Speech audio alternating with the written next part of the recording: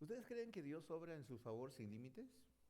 Yo creo que en mi favor obra sin límites muchas veces. Y les voy a explicar algunas cosas, algunas anécdotas que he tenido en mi vida, en mi vida cristiana, ¿no? Quiero hablarles a ustedes acerca de la iglesia, quiero hablarles a ustedes acerca de cómo es la comunión cristiana, cómo es la amistad cristiana, ¿no? ¿Qué es lo que dice la Biblia en cuanto a esto? ¿No? Yo, vamos a decir que escuché acerca del Señor cuando tenía 14 años aproximadamente por medio de la radio. Posteriormente, después de todo un proceso, a los 16 años para 17, uno de mis mejores amigos, para decir mi mejor amigo, llega de un lugar del extranjero, había estado algunos años en el extranjero con su familia, llegó y compartimos y me invitó a un lugar donde estábamos, donde se estaba congregando, ¿no? Era una pequeña iglesia. Después de unos 2, 3 años de estar yo ahí con ellos, él estaba estudiando medicina. Y el grupo de las personas que estaban yendo ahí era muy especial, muy lindas las personas, pero muy especial. Y mi amigo estaba estudiando medicina, pero nunca me había dicho lo que él estaba haciendo. Así que estábamos construyendo el templo, ¿no? El templo estaba construyendo el segundo piso casi, y había una escalera ahí, y debajo de la escalera había una puerta, y ahí supuestamente se guardaban algunas cosas. Pero durante esos días habían habido algunos robos en la zona, así que algunos muchachos, mi amigo y yo y otro más, decidimos quedarnos para cuidar el templo, ¿no? Así que pues decidimos para cuidarnos, para cuidar el templo. Así que la idea era ir allí el día jueves, viernes y sábado para domingo a las 9, 10 de la noche y quedarnos ahí en una camita que había debajo de la escalera y ahí nos quedábamos, ¿no? Lo cierto es que al final mis amigos por alguna otra razón no pudieron, así que el que fui yo, fui yo. Y ya, y pues ahí el lugar todo oscuro, todo difícil, la electricidad se corta por algunas cosas, así que ahí debajo de la escalera. Y ahí estaba. Así que la primera noche, orando al Señor, estaba en todo ese fervor, ese tiempo de fervor de orar al Señor. La segunda noche seguí orando, ¿no? Así que ya para la tercera noche, y decía, no sé qué tengo, algo me pasa. Así que la camita era chiquita, así que meto la mano abajo de la camita, ¿no? Abajo de la cama, y había algo frío ahí, ¿qué cosa será? Y pensaba que era una herramienta. Así que saco así, ¿no? Y era un fémur. ¿Sabe qué es un fémur? Es un fémur, un hueso de un esqueleto humano. Así que ahí me puse de pie, agarré la linterna, así, un lugar, así que seguí metiendo la mano y saqué una mano, falange, falangini, falangeta. Y dije, no, está loco, ¿qué pasa acá? Y comencé a seguir y ahí había un paquete y sale la cabeza, el esqueleto. Dije, "Guau". Dije, ¿qué hago acá? Y dije, ¿y esto qué es? Bueno, estaba bien entrenado, mi pastor me había entrenado bien, me había enseñado que los muertos no hacen daño sino los vivos, pero todavía no podía creer qué cosa era. Esa noche no dormí, esa noche no dormí, así que a los días siguientes llamo a mi amigo, me dice, uy, me había olvidado, me dice, ¿no? Por los estudios de medicina él tuvo que comprar un esqueleto, un cadáver, ¿no? Y en su casa su mamá no lo quería, así que no encontró mejor lugar que ponerlo en el templo, debajo de la camita donde dormía, donde yo dormía. Fue mi primer encuentro con un ser de otra dimensión. ¿Quién sería el muertito? No sé. Pero lo cierto que muchas cosas pasan, muchas anécdotas pasan en el seno de la iglesia, en lo que nosotros llamamos iglesia, ¿verdad? Ahora, les hablé del templo, pero realmente a quién recuerdas tú, ¿no? Como la persona que estuvo a tu lado en los momentos más difíciles cuando comenzó tu vida cristiana. Porque cuando el cristianismo empieza, comienzan los momentos más difíciles. Satanás ha prometido matarte y ha prometido quebrar tu fe. Satanás ha prometido destruirte. Satanás ha prometido destruir todo lo bueno que se acerque a ti. Satanás ha prometido quebrarte, hacerte llorar para que tú te rindas y regreses a la vida que tenías antes. ¿Cómo era la vida que tenías antes? Una vida sin esperanza, una vida sin ilusiones, una vida de contrariedades. ¿Cómo era antes? Y ahora que conoces a Cristo, por fin encontraste la luz. Pero la luz a veces parece tenue porque Satanás decidió confrontar contigo. Y en esos momentos siempre va a aparecer alguien que no es la persona que te dio el mejor consejo siempre, no es el que tenía la respuesta correcta, sino es el que simplemente estuvo allí a tu lado sin decirte nada. Ese es un amigo de verdad. Entonces, estoy seguro que la mayoría de nosotros, si es un cristiano viejo o de antiguo, puede recordar quién es esa persona. Pero lo cierto es que Dios ha diseñado a los seres humanos, a todo el mundo, para que vivamos en comunidad. Comunidad, más de 2 personas ya es una comunidad, ¿verdad? No somos islas, para nada. No fuimos creados para caminar solos, al contrario. Entonces, la iglesia es el cuerpo de Cristo, es lo que dice. Y es precisamente el lugar en donde esa necesidad de la comunidad encuentra su expresión más plena y más clara acerca de lo que Dios hace en uno. Hace 2000 años en Jerusalén, aproximadamente en Jerusalén, nació lo que nadie había visto nunca. Más o menos 3000 personas en el libro de Hechos, capítulo 2, ellos tomaron una decisión de fe en un solo día después de un mensaje potente de Pedro. Y luego ellos lo que construyeron no fue una doctrina solamente, tampoco fue una institución solamente. Ellos lo que construyeron fue una comunidad, un grupo de personas, ¿verdad? Una comunidad que fue más y más poderosa cada vez, más genuina cada vez, ¿no? Y de alguna manera fue una comunidad muy diferente a las que ya aparecían. Luego el mundo entero se da cuenta que esta comunidad existe, ¿no? ¿Cómo se llama esa comunidad? Se llama la comunidad cristiana, la comunidad de los seguidores de Cristo.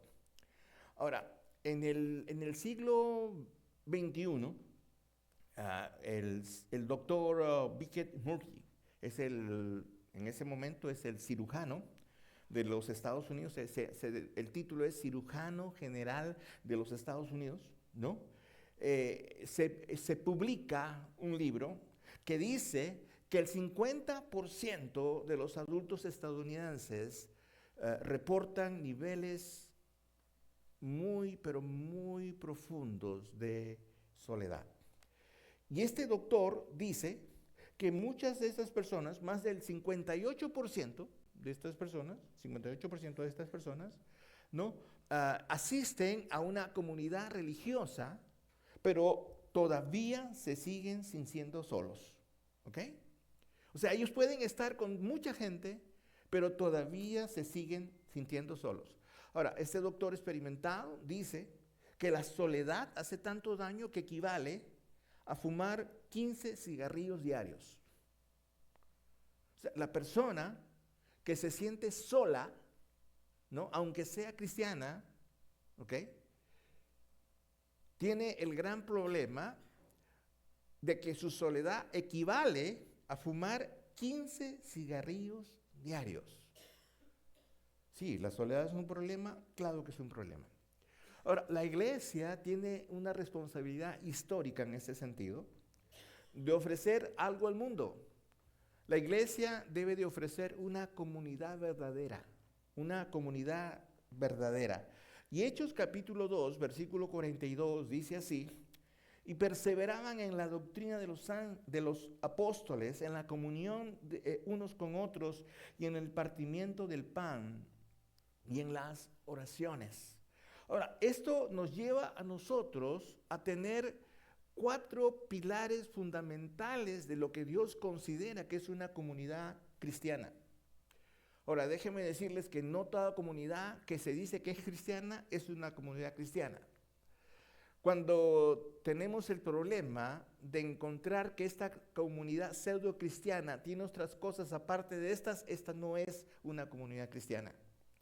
Ahora, ¿qué tiene una comunidad cristiana? Hay 4 pilares necesarios para que esta comunidad sea cristiana. Primero que nada, esta comunidad cristiana, dale un next, hijo. No, esta comunidad cristiana tiene la doctrina.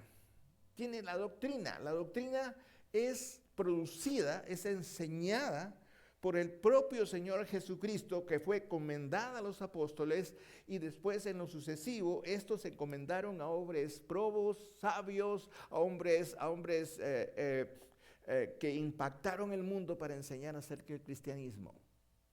Esa es la doctrina. La doctrina que proviene de la palabra de Dios. La doctrina no proviene de la iglesia. La doctrina proviene de la palabra de Dios que hace la iglesia. Cuando usted encuentra una iglesia, entre comillas, que le dice que la iglesia tiene la razón, ese grupo está completamente equivocado porque se sale de la palabra de Dios, se sale de la doctrina bíblica. Entonces, el otro pilar de esta comunidad cristiana es, regrésalo por favor, es la comunión. La comunión no es la cena del Señor como algunos le llaman. La comunión, la palabra en griego se llama koinonía. Vamos a ver esto esta noche.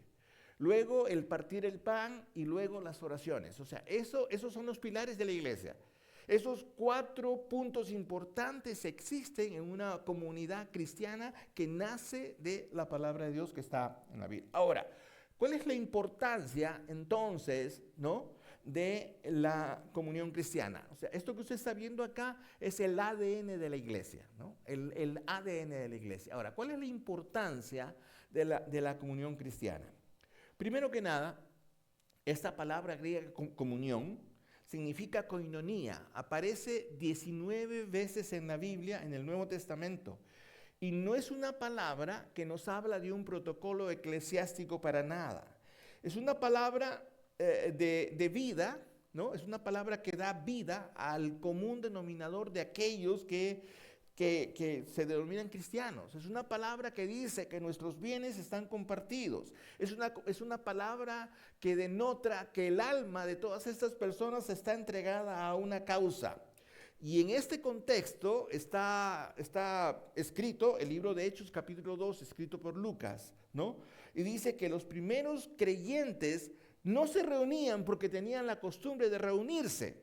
Recuerde que muchos de ellos ya venían con costumbres porque al ser judíos se reunían en las sinagogas los días sábados.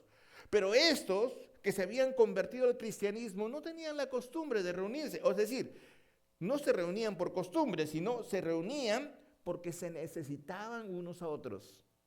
Se reunían porque se necesitaban unos a otros. Y esa es la diferencia de un religioso a una persona que necesita de los demás cristianos en la fe.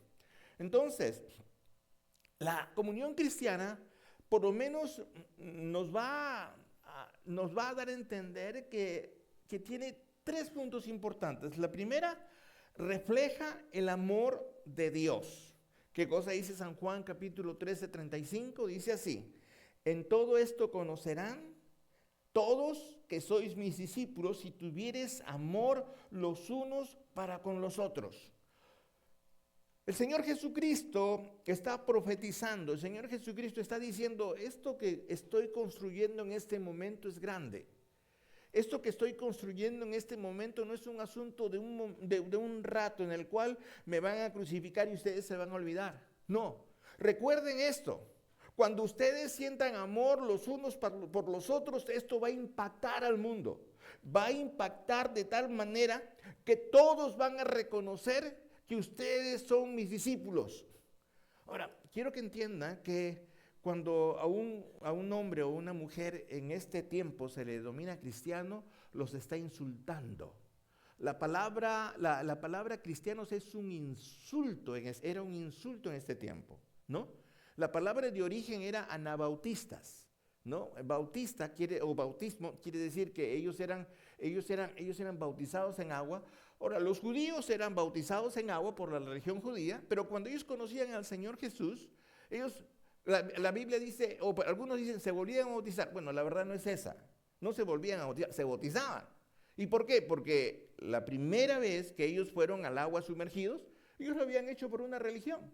En cambio, en esta segunda vez, hipotéticamente segunda vez, aunque realmente era la primera, ellos se bautizaban por fe en Cristo, que era su primera vez de bautismo, ¿no? Y es por eso que algunas personas, cuando conocen al Señor Jesucristo y me dicen, pastor, ¿yo debo de bautizarme? Sí, pero ya me bautizaron, ¿no? A mí me bautizaron, me echaron agua en la pila bautismal. Y le digo, eso no fue un bautismo, ¿no?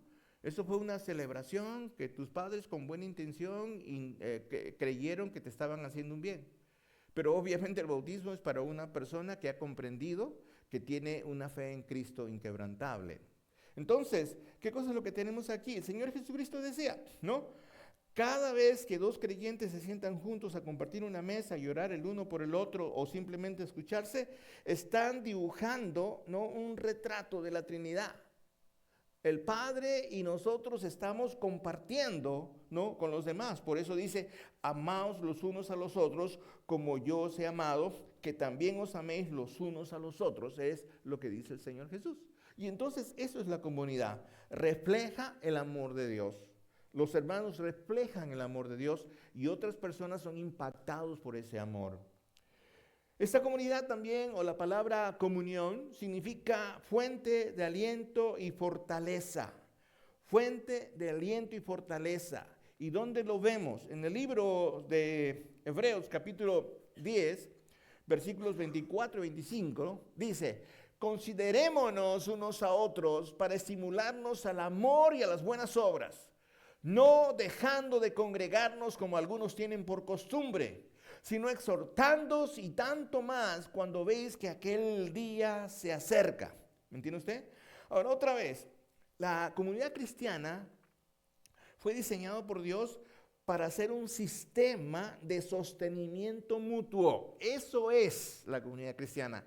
Se sostienen mutuamente y por eso Hebreos lo expresa con suma urgencia. Dice, los que están dentro de esta comunidad deben de entender que deben considerarse unos a otros para estimularse al amor y a las buenas obras, ¿no? Y ¿sabe qué? La razón por la cual lo dice el escritor acá, dice claramente, ¿ok? ¿Cuál es la razón? Si usted mira la parte de abajo, dice,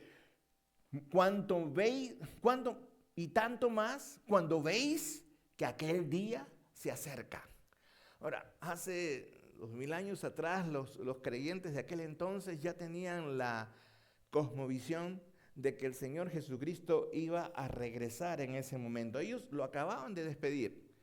Muchos de ellos habían visto que el Señor Jesucristo se había ido en las nubes, en el aire. Lo hemos estado anunciando, viendo en la iglesia durante estos días porque estamos tocando estos sermones.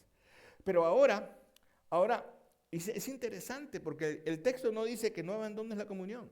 El texto dice, manténgase unidos y firmes en amor, porque ese día se está acercando más y más y más y más y más. ¿Y por qué? Porque el mundo se pone más difícil. Las circunstancias se ponen más difíciles día tras día, tras día, tras día, tras día. Es más difícil para todos, no solamente para ti, sino para todos.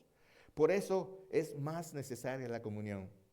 Por eso es más necesaria mantenernos juntos. Eclesiastés capítulo 4, versículo 9 dice así, mejores son dos que uno, porque tienen mejor paga de su trabajo, porque si cayeren el uno levantará a su compañero, pero ay del solo, que cuando cayere no habrá segundo que lo levante. Ahora, eso lo han contextualizado mucho para el tema de la pareja o de los esposos, pero no, honestamente se aplica a todos aquellos que andamos juntos en la fe. Entonces, ¿qué pasa? Dice, hay un grupo, se llama Barna, en el año 2022 es un grupo que hace encuestas cristianas. Dice que en los grupos pequeños, que aquellos creyentes que participan en los grupos pequeños, ¿no?, dentro de la iglesia, tienen más o menos el 68% menos de posibilidad de abandonar la fe en momentos de crisis. Ahora, Estos días me he referido también a las iglesias con grupos pequeños, ¿ok?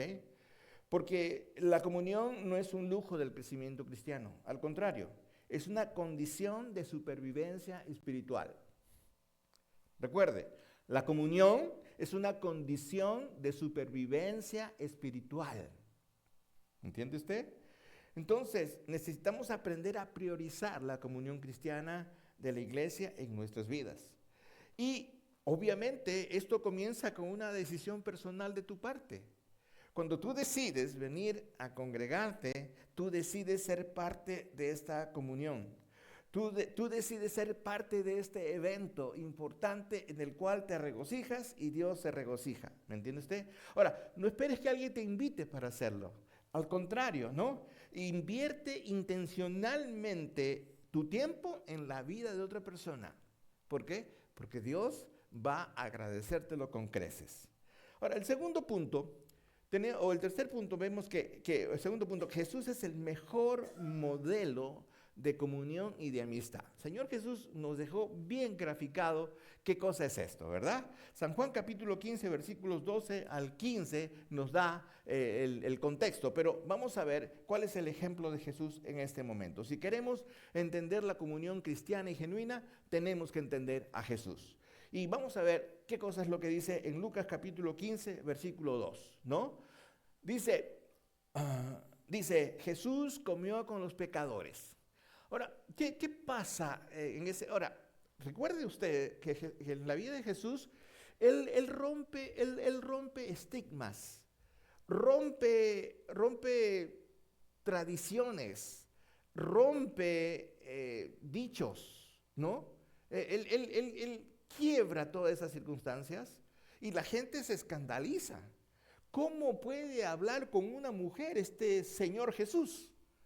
En ese momento la mujer no era considerada como una persona, era considerada como un objeto, ¿no? Y Jesús se acerca a una mujer y le dice, aquí estoy, no temas, yo te conozco, y le empieza a decir la vida que ella tenía. Pero Jesús tenía la fama de comedor y glotón, eso es lo que la gente decía de Jesús.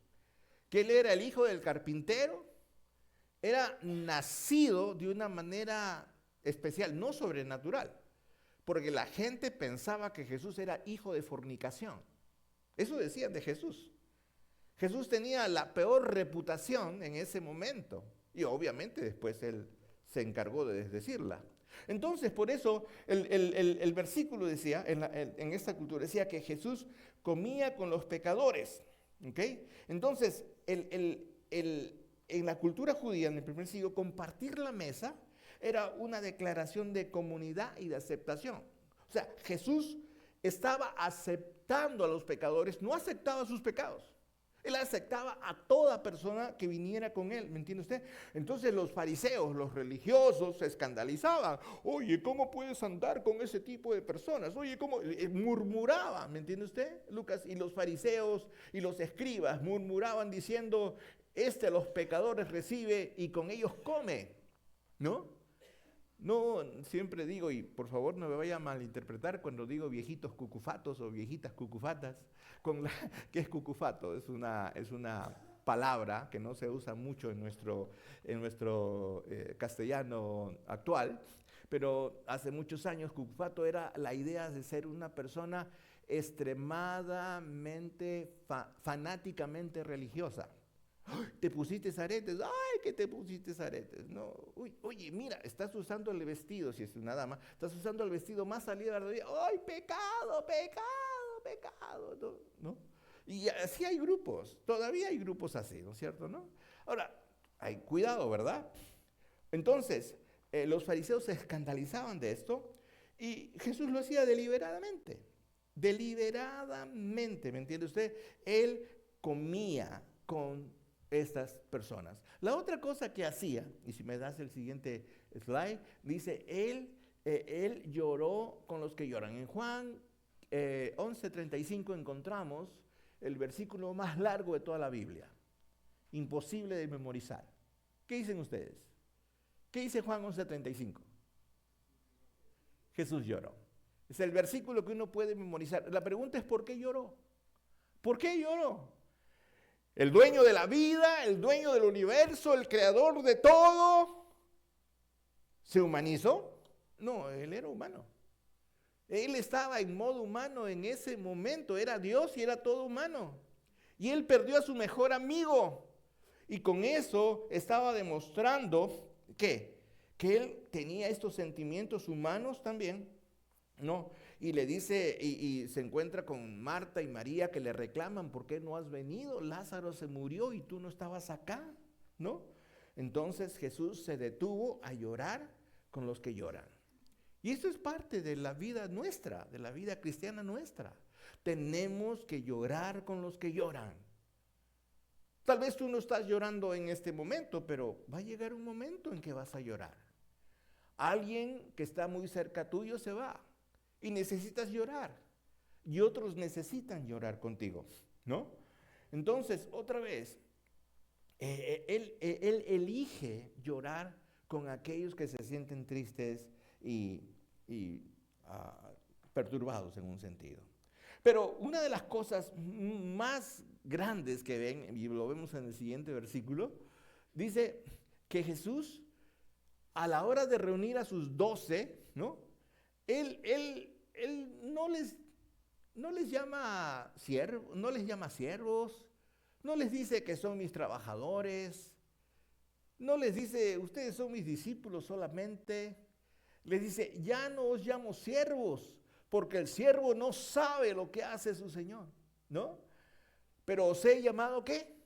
Amigos, porque todas las cosas que oí de mi Padre os las he dado a conocer.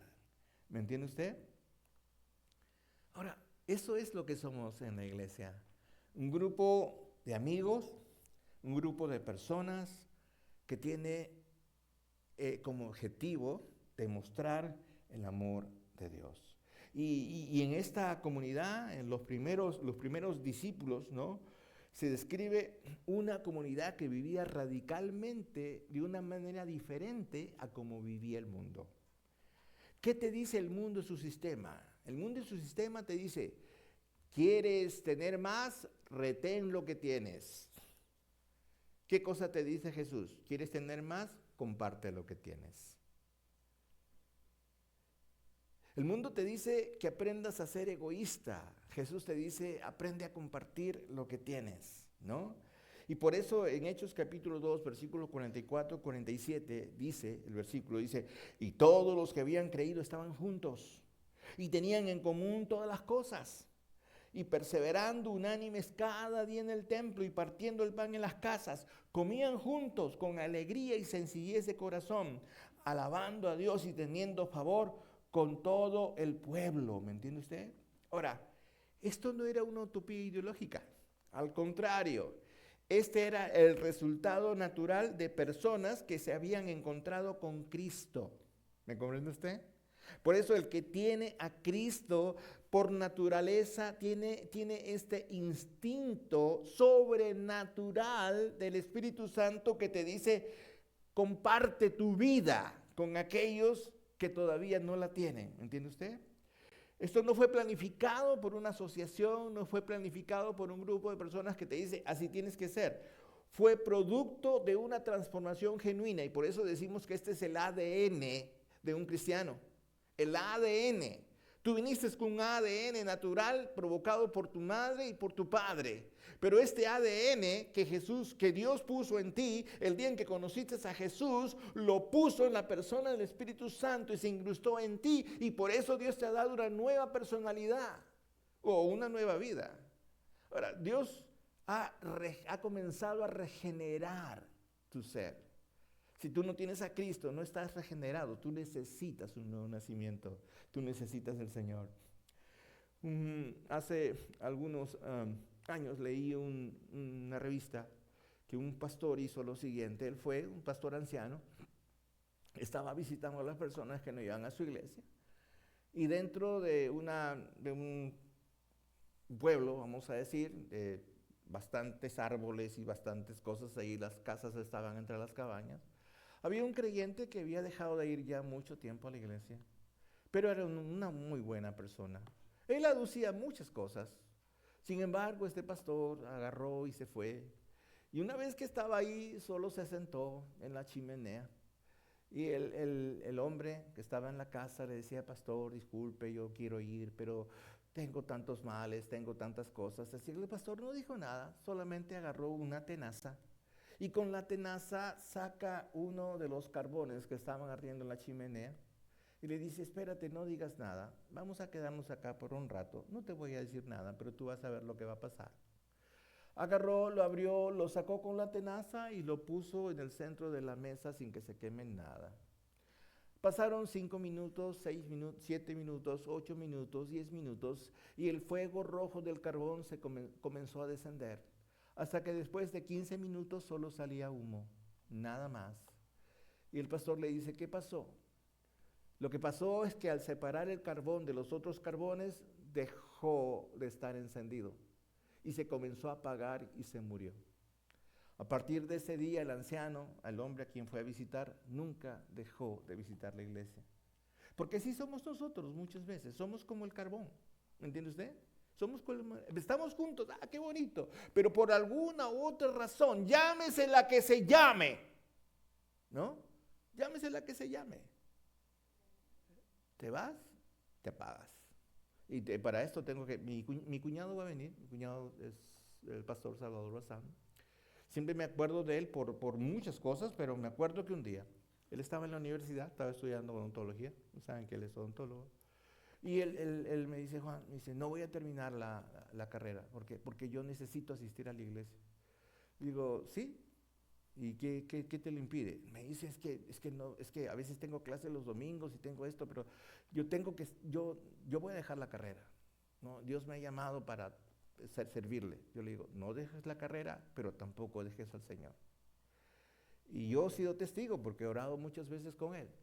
Y él iba a la universidad, venía corriendo al servicio, llegaba, a veces llegaba, raras veces llegaba tarde, y a veces que sabía que iba a faltar al servicio, él prefería asistir al servicio y faltar a su clase. Uno de los pocos que terminó con honores, terminó la carrera, buen odontólogo, pero cuando terminó, después de ejercer algunos años, él dijo: me voy al ministerio, y se fue al ministerio. Y Dios lo ha bendecido, tiene una iglesia ya con más de 20, 25 años, ¿no, Angélica? De pastor en la iglesia, una iglesia muy buena, muy grande, muy misionera. Ustedes que están en la universidad, niñas, chicos, no dejen a Dios, no dejen a Jesucristo por la universidad. Al contrario, congréguense, busquen al Señor.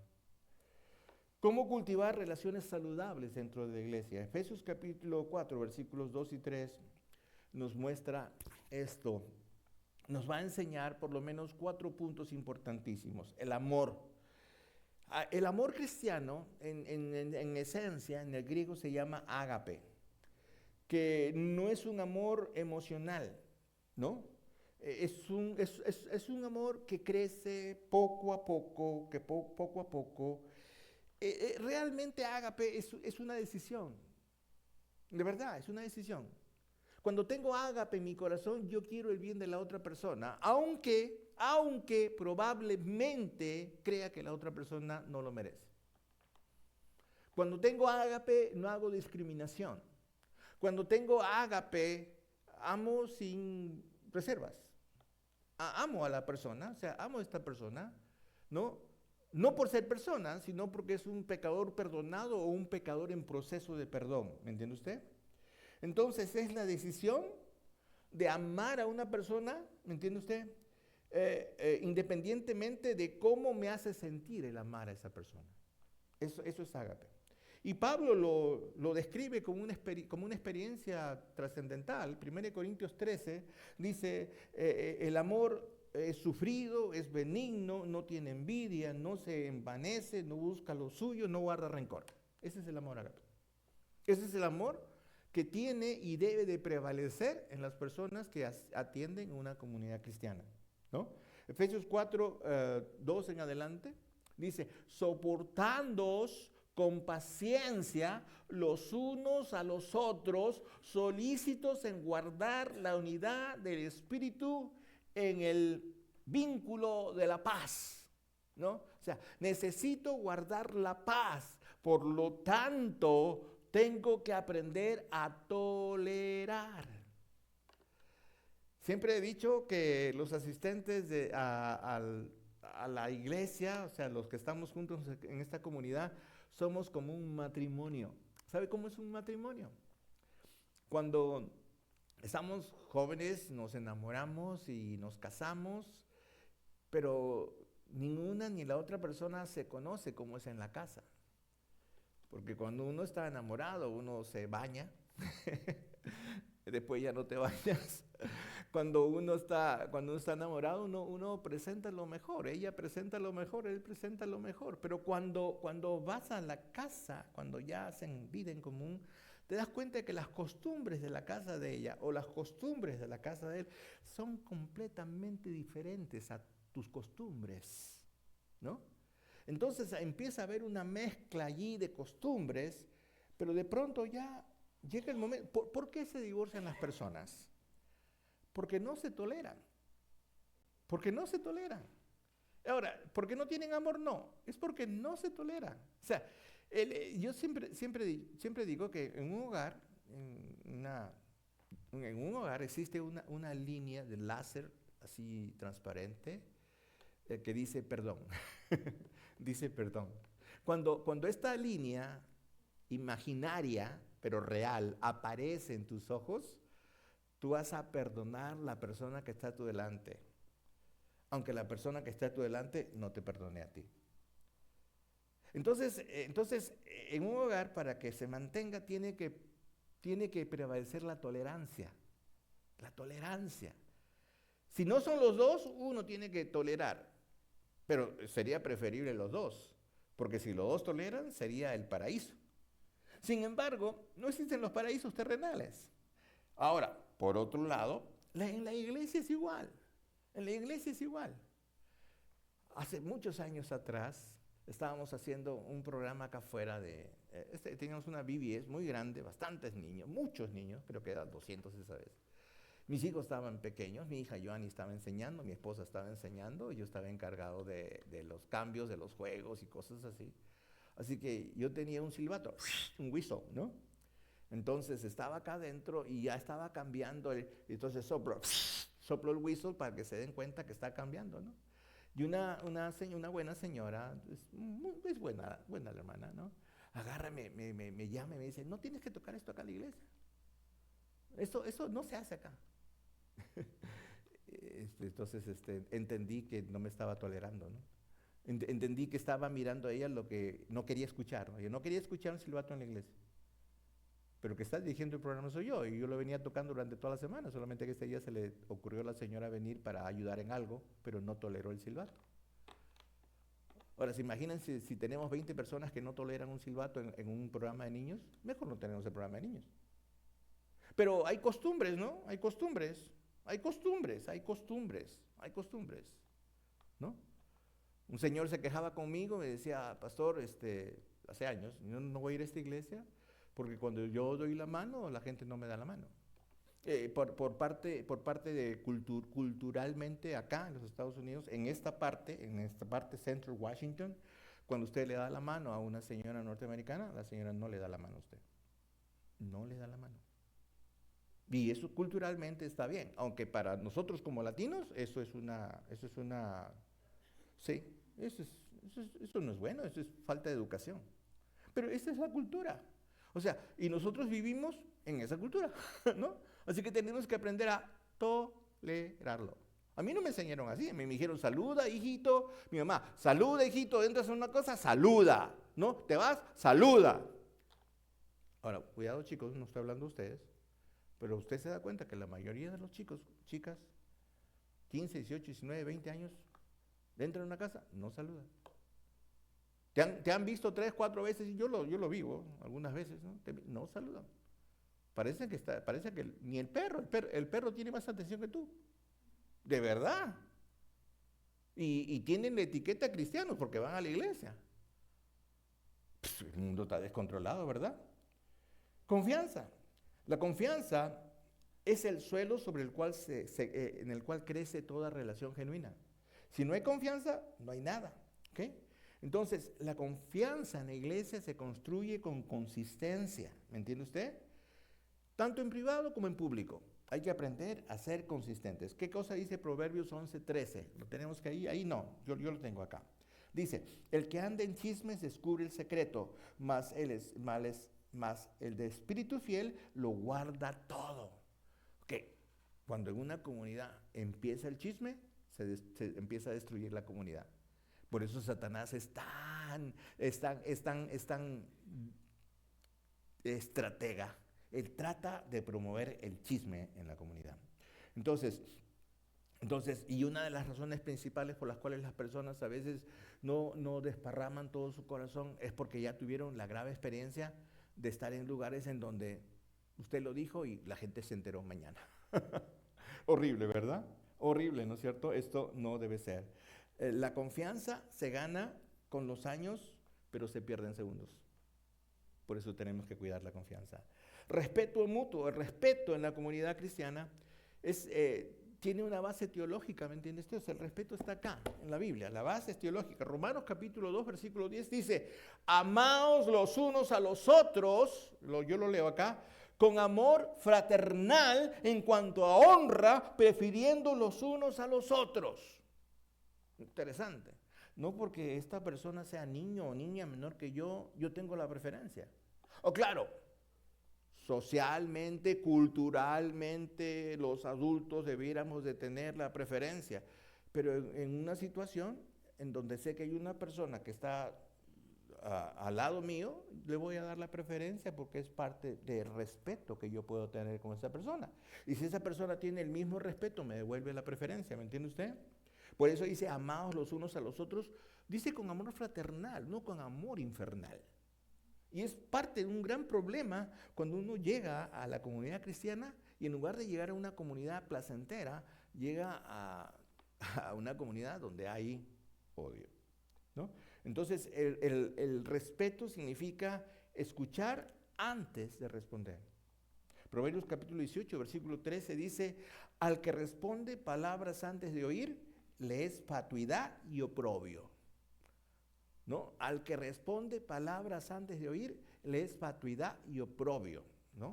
O sea, obviamente esta persona no cae bien, esta persona ante la vista de los demás se ve como un tonto, como una tonta. Así se ve. Y el oprobio habla de la falta de respeto que tiene para con las demás personas, ¿ok? Entonces, otra vez, en el siglo XXI se hace urgente recuperar el arte perdido de escuchar, ¿ok? Ahora, el Instituto de Family Studies en el año 2021 encuentra que los adultos jóvenes que tienen al menos 5 amistades significativas dentro de su comunidad tienen por lo menos 3.5 veces mayor probabilidad de permanecer en la iglesia a largo plazo, ¿no? Los mayores jóvenes no se quieren ir de la iglesia porque tienen unos 5 personas que son su ancla para mantenerse en la comunidad. Son su ancla para mantenerse en la comunidad. Entonces, importante también allí, ¿verdad? El otro punto, para terminar, la comunicación cristiana como instrumento misionero, que es importante. San Juan capítulo 17, versículos 20 al 23, nos va a demostrar que es importante el testimonio, es importante cómo llegamos a este punto, ¿no es cierto?, para entender. Dice, San Juan capítulo 17, versículo 21, dice así, para que todos sean uno, como tú, oh Padre, en mí y yo en ti, y que también ellos vean uno en nosotros, para que el mundo crea que tú me enviaste. ¿Qué está diciendo Jesucristo? Jesucristo dice, Dios, o sea, Jesucristo ora al Padre, a Dios, y le dice, Padre, yo quisiera que estas personas sean uno en mí y sean uno en ti y todos seamos uno en ti. Esa es la oración del Señor Jesús, ¿ok? Y cuando esto empieza a suceder después de Hechos capítulo 2, el mundo entero recibe un gran impacto. Como dije, 3,000 personas se convirtieron en un solo día. Y después los apóstoles y discípulos comenzaron a propagar la fe y un gran hombre conocido en la historia como Tertuliano, ¿no? Que es un escritor, la historia universal le dice padres de la iglesia, ¿no? Que no era un padre de la iglesia, era un comentarista de la iglesia del siglo I o II después de Cristo. Él comenta en sus libros, dice, ¿no? El gran impacto que ha tenido en el mundo conocido, que el mundo conocido era el mundo greco-romano, ¿no? Entonces decía, el gran impacto, ¿cuál era el gran impacto? El amor que profesan estos cristianos, que recuerden que en ese momento era un insulto. O sea, esos menospreciados, esos tenían amor, porque se sostenían los unos a los otros, ¿no es cierto, no? Él decía, él decía que los paganos, o sea, la gente que no creía en ese tiempo, ¿no? Él decía, miraban atónitos cómo era la mirada de estos cristianos unos con otros, porque se sostenían aún en medio de la muerte. Porque recuerden, en el siglo II comenzaron a ser perseguidos los cristianos y comenzaron a ser muertos, ¿ok? Ok, otra vez. Dice, por eso dice San Juan 13:35, dice, en esto conocerán todos que sois mis discípulos. Que dice, si tuvieseis amor los unos para con los otros. Eso es lo que quiere decir amor ágape, otra vez. Y otra vez, la iglesia local, dice 1 Corintios 12:27, que es el cuerpo de Cristo, ¿no? Que es el cuerpo de Cristo, ¿ok? No es una sucursal, no es una representación del cuerpo, ¿ok? Nosotros no venimos a representar el cuerpo de Cristo. Nosotros no somos una sucursal del cielo, no damos pasaportes para ir al cielo. Nosotros somos el cuerpo de Cristo, ¿ok? Esto significa, ¿no?, que Cristo obra a través de la iglesia. Cristo obra a través de tus dones. Cristo obra a través de tus cualidades. Tú has sido comprado por la sangre de Cristo. El otro día le comentaba a Camilo, le decía, ay Camilo, ya tienes que prepararte. Me decía, pastor, yo todavía no entiendo o no sé enseñar. Pero no, Camilo posiblemente, sí, tiene razón, no sabe enseñar como lo haría un pastor o mi esposa que es profesora, porque obviamente Camilo no estudió pedagogía o teología, a él se refería a eso, pero él tiene el don de la palabra, o sea, sabemos que él tiene el don de la palabra y él puede ser usado por Dios, y por eso siempre digo a Camilo, hey, agarra, ponte a estudiar en el seminario de teología, tú vas a ser un buen predicador o puedes ser un buen pastor. Entonces, Dios va a obrar en cada uno de ustedes, o sea, puse el ejemplo de Camilo, pero cada uno de ustedes tiene un don. Cada uno de ustedes tiene una cualidad especial que Dios le ha regalado para que usted lo invierta en la iglesia. Si usted lo invierte fuera de la iglesia, es como tratar de ahorrar en un banco que usted no conoce, que no le da intereses. Mucha gente podrá decir, oh, qué maravilloso, qué cualidad tan impresionante, pero eso no va a causar el impacto más de las personas. En cambio, cuando usted invierte sus dones y cualidades y talentos en las cosas de la iglesia, entonces usted está invirtiendo en el reino de Dios y Dios hace que su iglesia prospere. Por eso usted es tan responsable como yo de hacer crecer la iglesia. Cuando la iglesia consuela, es Cristo quien consuela. Cuando la iglesia comparte, es Cristo quien comparte. Cuando la iglesia recibe al extranjero, es Cristo quien la recibe. ¿Me entiende usted? Y eso hace que la dimensión de la iglesia local sea mucho más amplia, el espectro sea mucho más grande, ¿me comprende usted? Y alguna vez alguna persona que pasó por acá podrá decir en otro sitio, yo estuve en ese lugar y me recibieron amablemente, me recibieron cariñosamente, ese grupo quedó grabado en mi corazón. Lo he dicho algunas veces, cuando yo llegué a Spokane, la segunda vez que llegué a los Estados Unidos, por espacio de un mes estuve en Spokane, estuve hospedado en la casa de una familia, no era una familia, una viejita, solita ella, tendría pues unos 75 años, pero todos los jueves se reunían a jugar juegos de mesa, ¿no? Y la primera vez yo no entendía, pues estaban más o menos como 10, 12, digo ancianitos, porque en ese entonces yo no tenía ni 30 años. Entonces ahí estaba en medio de ellos, y ellos me hablaban, yo no entendía nada, pero ellos me hablaban y estaban sentados y jugando y esto y este otro, y se reían y compartían. Pero después de eso, Durante muchos años recibía algunas cartitas que me decían, estamos orando por ti. Ese grupo, después de ese momento, ellos se reunían a orar. Y muchas veces recibí dinero de ellos. Por muchos años, hasta que viejito por viejito se fueron muriendo. Los voy a ver en el cielo. Los voy a ver en el cielo. Pero era un grupo que me soportó, que me ayudó, que estaba conmigo todo el tiempo. Ahora, otra vez, ¿sabe qué es una teofanía?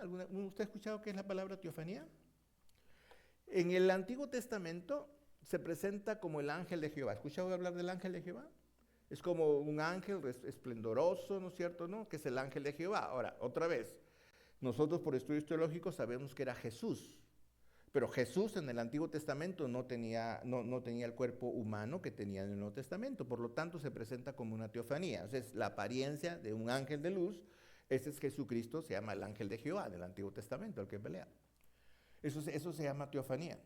Y cuando la Biblia dice que vosotros sois el cuerpo de Cristo, según Corintios 12, 27, nos está diciendo que el amor genuino que tenemos entre nosotros representa esta teofanía. Es decir, la gente que es inconversa, la gente que está comenzando a reconocer a Jesucristo, está mirando que nosotros tenemos un amor sobrenatural. A eso se le llama teofanía. O sea, Dios está haciéndose presente en las vidas de estas personas. ¿Me entiende usted? Y otra vez, ¿no? Otra vez.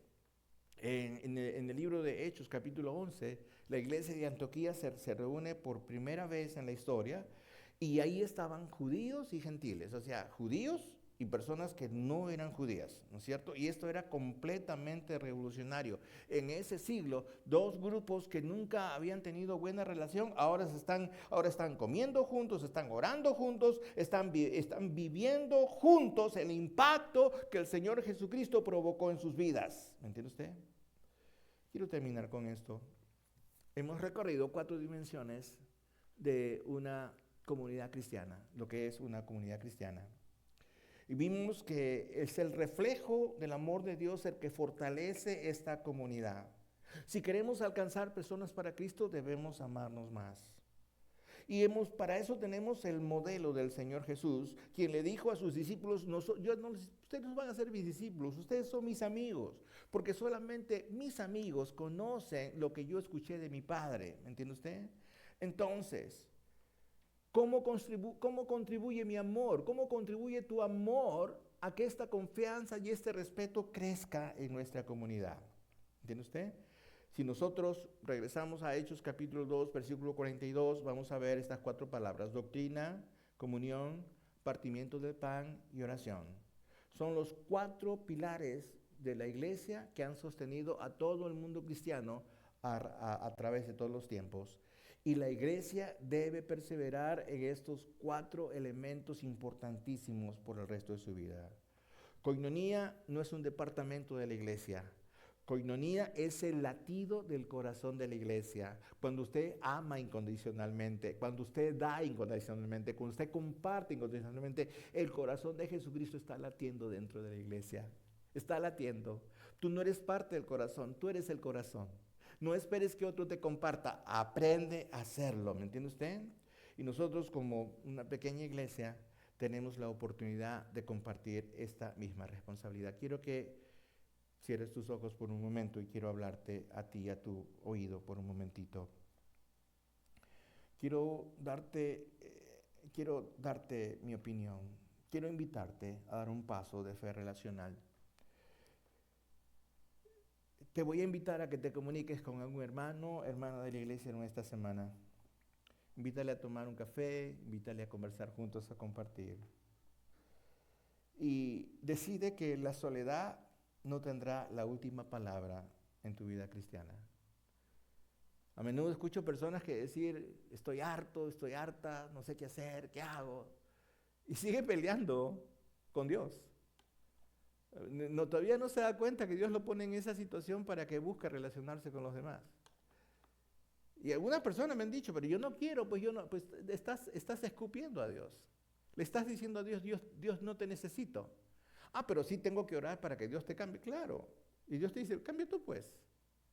Quien tiene que abrirse eres tú. Deja de esta soledad. Así que te invito a eso.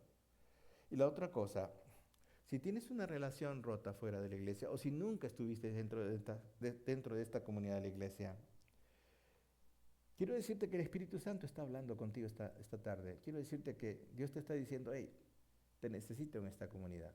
Tú eres importante en esta comunidad.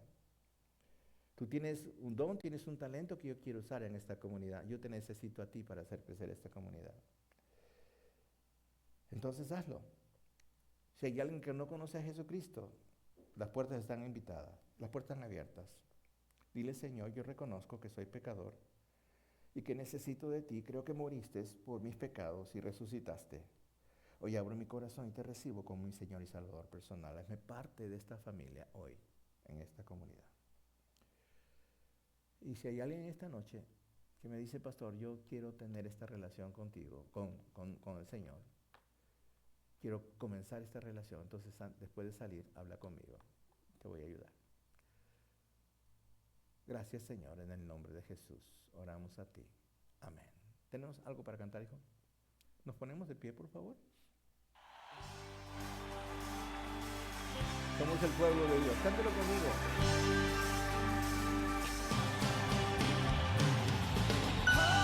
¿Y somos el pueblo de Dios?